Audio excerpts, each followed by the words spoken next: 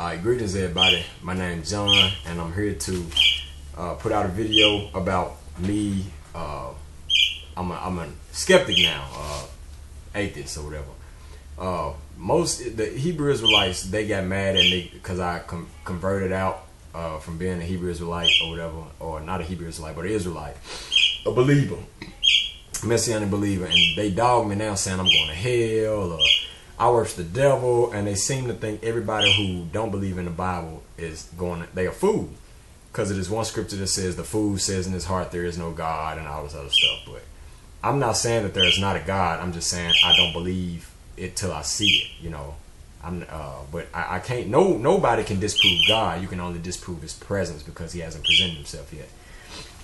But one thing I am finna do is disprove the Bible as being His book. Now, I can't disprove a God, but I can disprove Yahweh. And you know what I'm saying? This is bullshit. This bullshit book. So the thing everyone says who believes in it, who's a Bible apologist, says that the Bible is divinely inspired. And so we have to first prove that this Bible is not divinely inspired. And if it was divinely inspired, let's really see how messed up this God is. So in doing that, the Bible basically shows that Yahweh or Yahweh and His Son Jesus or Yasha, whatever you want to call him, is here to call out a group of people from the evil forces of the devil and call them to righteousness, and you will live forever in the kingdom. And He's here to save you from the clutches of the devil.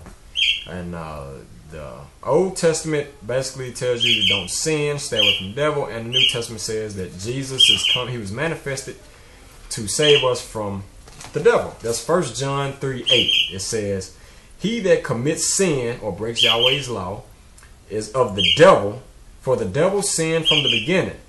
For this purpose the Son of God was manifested, that He may destroy the works of the devil."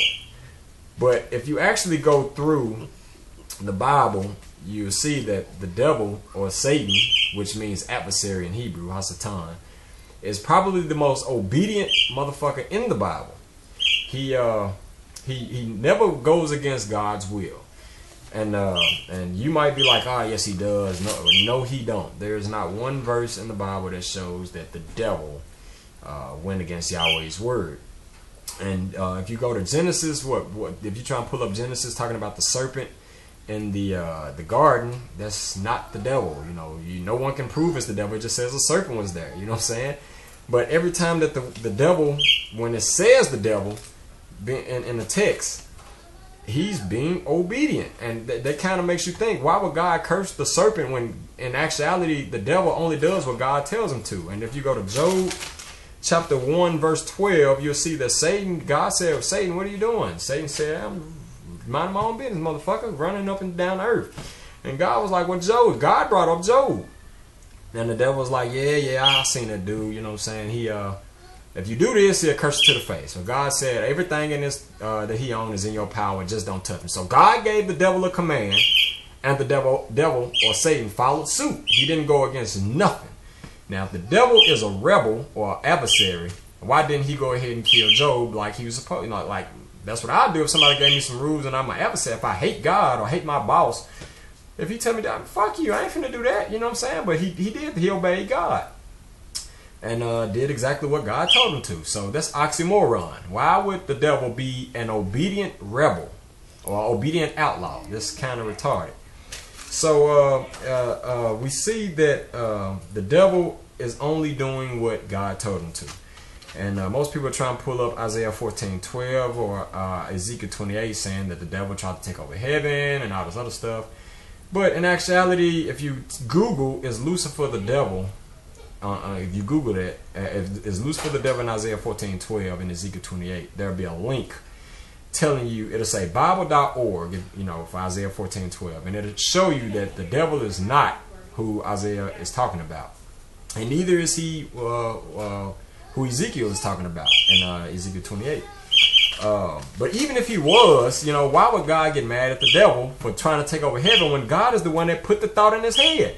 Now y'all will be like, no, the devil got that, he gave us free will. No, because God is he's the one that makes everything. And just to prove that to you, Your precious boy Paul says in Romans chapter 9, verse 17, even the scripture says unto Pharaoh, or unto Satan, whichever one you want to use, even for this same purpose have I raised you up, that I might show my power in you, and that my name might be declared throughout all the earth. Therefore, God has mercy on who he want to have mercy, and he hardens who he want to harden. So God is the one that hardened the devil. He did that. He hardened the devil's heart. But we're going to keep reading on. Paul said this, you will then say to me, why does God find fault? For who has resisted his will? Paul got so caught up in his double standard bullshit that he changed the subject completely and said in verse 20, oh, but man, who are you that replies against God? A human being, motherfucker. I want to know what the fuck I'm doing here, And shall the thing form to the thing that formed it? Why have you made me this way? Yes, we should, We ask our parents that all the time. Where do babies come from? This and that, this and that. What's wrong with questioning stuff? But what I'm getting to is Paul himself got so caught up in his own double standard that he actually couldn't even answer the question, because how can God get mad at the devil if the devil's only doing what God told him to? You see what I'm saying?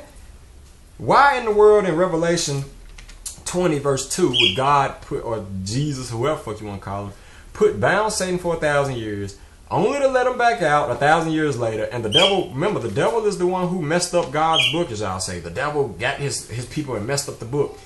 Why would the devil know what's going to happen and just say, hey, 1,000 years is up, let me go out here and get my ass whooped? No, you know what I'm saying? The devil would be like, you know what, on second thought, I'm going to just kick it here in hell for a couple more years, you know what I'm saying? Just to show that God is not as prophetic as he say he is.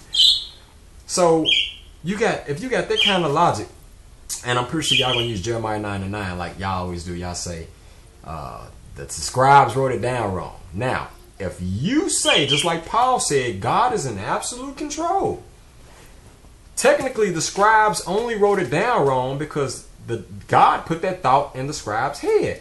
And if you say, well, the devil has his children. Well, if God put that thought in the devil to do that, and cause the people to do that because of the thought that was in the devil head came from God, then technically, regardless, is God's book. There's nothing messed up about it. It was supposed to be written like that because God is the one who had it planned to be written like that. So it's even a verse in I think it's Chronicles somewhere where it talks about the Ahaz. Yahweh said, I need one of my spirits to go down and lie to Ahaz and tell him to go up to Ramoth Gilead to die or whatever. And he said, he looked to his left and his right, and the angels was like, we ain't finna go fuck with them folk. We ain't got nothing, we good. And the evil spirit said, I'll go do the shit. And God was like, what are you gonna do? The devil said, or the evil spirit said, I'll go down there and be a lying spirit in the prophet's mouth. So God said, go, you will accomplish this. How did God know that? Is it because God is gonna put the thought in the devil's head to do this, and also go to the lying prophets and make them believe the bullshit? Because how else would God know he's gonna fulfill it if God himself didn't have anything to do with it? And that's the same thing I was saying about in like 2 Samuel 24:1, where it says Yahweh moved David to number the children of Israel. But then in Chronicles 21:1, it says that Satan moved David to do this. Is it because Yahweh told the devil to go down and move David to do these things? I believe that has to be the case, because Yahweh is in complete control. If y'all say he is, if y'all say he ain't, then technically he's not God. And how is he going to predict the future if he's not in total control? You can only predict the future from the divinely inspired aspect if you can control the future. Otherwise, the prophets cannot prophesy on something they don't know unless God is in complete control. And God said, behold, I tell you things from the beginning. Before they happen, I tell you about them. How else would he know unless he makes it happen? If he's not in complete control, the devil has power in itself, and there's nothing wrong with worshiping the devil because the devil has his own power. He don't have to listen to God. But according to the Bible, which is the only book that brought the devil to life in a theological sense, or the way, if the book is, this Bible is the only book that brings the devil life, just like it's the only book that brings Yahweh life, technically we have to go by this book and this book only to theologically prove that the devil is actually indeed an adversary of Yahweh. But if you actually study it, and from a skeptical point of view, or I should say objective point of view, you actually see that the devil is the most obedient person in the Bible. Not once has the devil veered from anything that God told him to do. You know, everybody else done fucked up. You know, even Jesus messed up. You know what I'm saying? Jesus didn't, you know, do certain things, and they were, hey, motherfucker, what you know what I'm saying? Yeah, Jesus fucked up. And the devil went down and tried to tempt him and couldn't do it, you know, because Yahweh put it into Jesus not to listen to his messenger, which is kind of odd, because if Yahweh gave the devil a message for Jesus to do, for the devil to go to Jesus and say to do something, yet Jesus didn't do it, Jesus is being disobedient to God's messenger of the devil. You know what I'm saying? But that's the logic we would have to deal with. But since Jesus is supposed to be, it's okay to be argumentative. That's exactly what Jesus was. He was his own person. And everybody is their own person. There's no such thing as definite right and wrongs, because if it was, God said whoever breaks the Sabbath shall die. And he also says that thou shalt not kill. But when a man picked up a stick on the Sabbath day, he had the man killed. So technically, we have to break his commandments to fulfill his commandments. Letting you know that there's no absolutes, because if God said don't kill, why didn't he kill the man on the Sabbath day? Why did he tell the Israelites who's not supposed to kill to do it? No absolutes. So I know a lot of y'all gonna cuss me out, throw a finger and say, oh, this nigga going to hell and all this other shit, but your own Bible proves that, you know, the devil is on your side. He's nothing wrong with being there. So if you can disprove anything I say, I love to hear it. But I know y'all gonna give out comments, cuss me out. I'm okay with that. I love y'all, but I don't. You know, you can stop recording.